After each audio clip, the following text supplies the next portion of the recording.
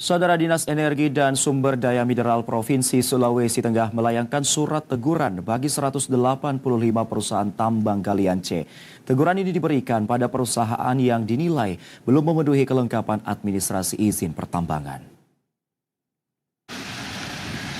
Sanksi administratif dilayangkan oleh Dinas ESDM Provinsi Sulawesi Tengah pada 185 perusahaan tambang mineral bukan logam dan batuan, MBLB atau galian C. Sanksi berupa teguran pertama ini merupakan tindak lanjut dari temuan Dinas ESDM pada perusahaan yang dinilai belum melengkapi kewajiban administratif dan persyaratan operasional pertambangan sesuai peraturan perundang-undangan. Pelaksana tugas Kepala Dinas ESDM Provinsi Sulawesi Tengah, Sultanisah, memaparkan bahwa teguran ini merupakan tahapan awal dari upaya penertiban izin pertambangan.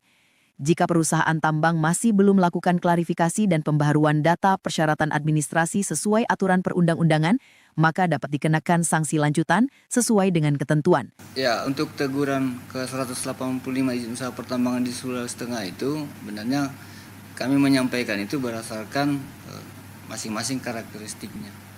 Apa karakteristiknya itu? Salah satunya adalah perusahaan yang kami tegur itu sudah mengantongi izin operasi produksi ya. Di dalam mengantongi izin operasi produksi tentunya perusahaan itu belum dapat melakukan kegiatan. Salah satunya yang dipersyaratkan adalah dia harus mempunyai kepala teknik tambang, KTT biasa dibilang. Kemudian harus mempunyai MODI ya. Nah, setelah itu mereka mengasungkan dokumen rencana kerja dan anggaran biaya RKB. Nah, jadi dari 185 itu ada yang posisi hanya sampai di operasi produksi, ada juga yang sudah beberapa mengajukan KTT yang saat ini masih berproses di kementerian. Nah, kemudian ada juga yang sudah punya MODI tapi belum berproses KTT. Nah, ada juga yang sudah tahap proses RKB. Nah, kenapa kami menegur itu? Tentunya Bapak bertanya nih, kenapa menegur itu?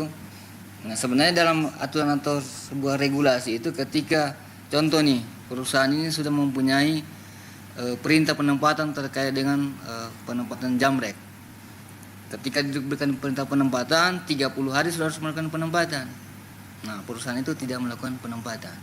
Alasannya apa? Mungkin salah satunya kami belum dapat kontrak, kami masih terkait adanya perubahan saham, kami masih belum punya modal lah kasarnya. Sultanisah menambahkan, pihaknya memahami bahwa perusahaan telah menanamkan investasinya di Sulawesi Tengah.